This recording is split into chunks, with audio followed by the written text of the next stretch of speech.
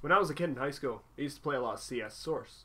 Naturally, I was pretty shit at it, but I played it with my friend and his stepdad, and we had a great time of it. I never played Objective though, only a variant that was called Gun Game, which would later be reused in CS:GO as Arms Race. So what do I think about CS:GO? In fact, why even talk about it if I've never been a fan of competitive games? Because it's my most played game on Steam. Jesus Christ, what am I doing with my life? When you first start the game up, Jesus firing Christ on a breadstick, that's too loud! Way too loud. So, if your eardrums aren't perforated by the insanely high music volume of the menu, feel free to crank that shit down to a more manageable level. As for the game modes, you have Deathmatch, Arms Race, Demolition, Casual, and Competitive. You also have Workshop stuff if you like to cheat. And as for the inventory, you have a nice new feature called Skins. No skins? Skins. No skins? Skins. No skin. And there's finally community servers if you hate fun and would rather revel in the nostalgia blindness of old CS community game modes. Okay, so now we've got past that sort of forced introduction, laughter, kind of forced humor part that I edited in. The original point of this series was it was going to be improvised, me just rambling on about games that I like, or games that I like and I don't like, things I like about games, things I don't like about games, but it's a lot harder than you might think. Talking about a game without actually using a script is really, really hard thing to do. So let's begin. So in terms of the actual gameplay mechanics, I never really paid much attention to the gameplay mechanics back in old CS Source days. I just figured point and shoot and whatever. But the actual mechanics are a bit more complicated than that. If you're shooting somebody, it's not like an Unreal Tournament or it's not like an Unreal Tournament where you can just point and shoot with 100% accuracy no matter where you are.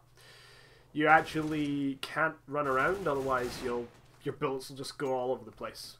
And CSGO is actually quite good in that regard compared to CS Source, in the fact that now bullet patterns are quite predictable and they're a lot better than they were. You can now sort of practice your bullet sprays. And practicing your bullet sprays is pretty much the only way to get good at this game. If you do any other thing, it's just gonna completely screw you up. But the thing is, that's not just one part of the game. The other parts of the game, for example, like game sense. Game sense would be you predicting where the other players are. When you're playing the game competitively, when you're playing the game in casual, you don't really care much. You're just playing the game for fun. You're not actually really doing anything. But when you're playing competitive, it's a completely different game. You actually have to pay attention to your surroundings. You have to pay attention to everything around you. Casual's not particularly good at training because nobody plays the game seriously in casual. Only tryhards would totally do that. But yeah, but the game sense is pretty cool. I'm awful at game sense, but I have friends who are really, really good at it. And then finally, in terms of the gameplay, there's also the grenades. Grenade locations. Grenades are very, very useful part of the game. They're pretty much, you have to use them. If you want to get good at the game, you have to learn how to use grenades, because without flashbangs, pop flashes, smoke grenades, just regular grenades to take down their health, you're not going to have a very good time of it. Now, in terms of the community, the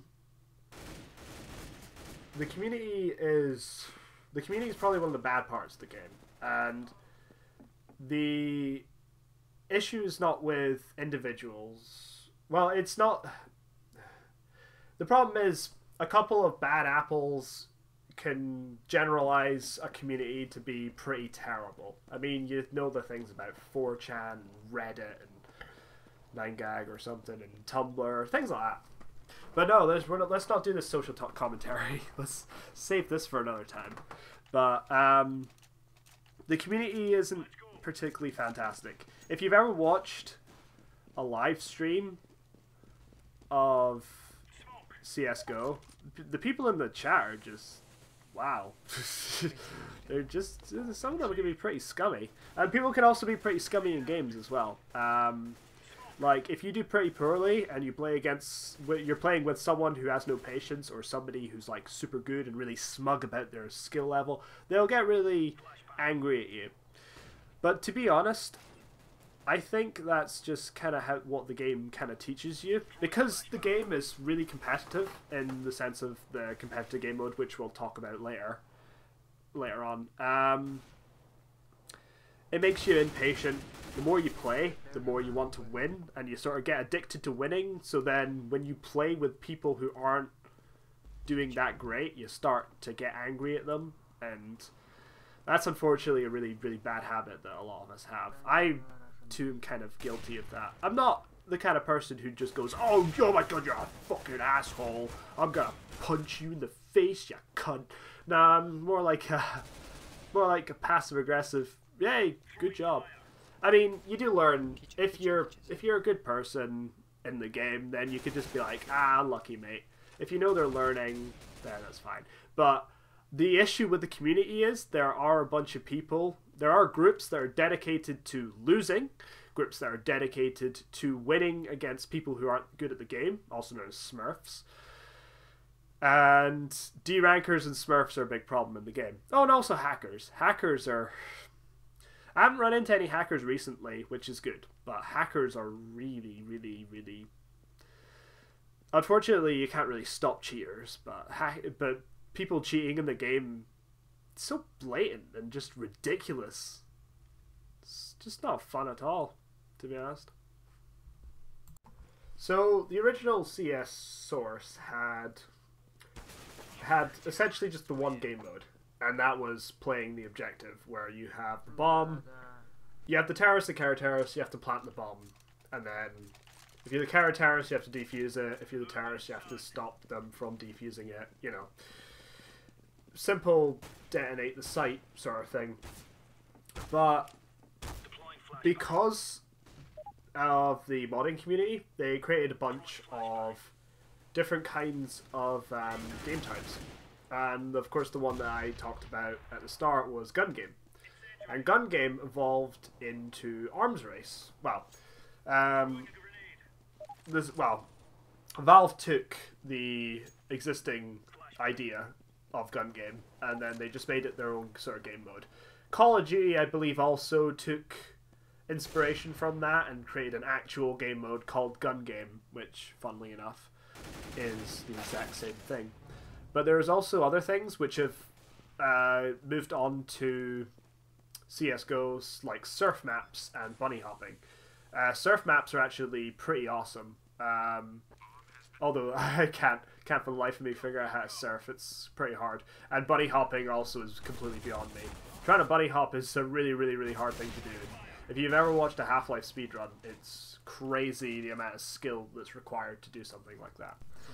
But in terms of the game modes, I said that there were the 5. There's the Deathmatch, Casual, Demolition, Arms Race, and Competitive. Competitive is where the game really, really shines. Probably because of the ranking system. The original CS source didn't have a ranking system. You just picked a game and you played with people. But what I really like about CS:GO is the ranking system. You play competitive. It's 5v5. You have 30 rounds. You have to win 16 of them in order to win the game. And I really enjoy that because I don't know. I just like having a little shiny thing which tells you your rank. Although I've deranked that because I haven't played the game in so long. It's with uni work and stuff. It's kind of hard to really do anything other than do work. And also, when your friends aren't playing the game, you kind of lose the motivation to play the game yourself. So to conclude this video, I like this game. I mean, I have 240 plus hours in it, so it must be a good game. It must be doing something right. The game is a lot of fun to play, even if the community can be at times pretty grating. But then again, if you're playing with friends, then most of the time you're just ignoring the community anyway. But I would Probably if you like first-person shooters, if you like competitive first-person shooters, and you like playing games with friends, I definitely would recommend this game to people. There'll be a link on to Steam on it. It's actually pretty cheap. It's £12 in the UK if you're a UK fag like me. But if you're American, I think it's probably like $17, including tax and whatnot. If I get the conversion right on the first try, I'm probably some kind of fucking wizard. Dear.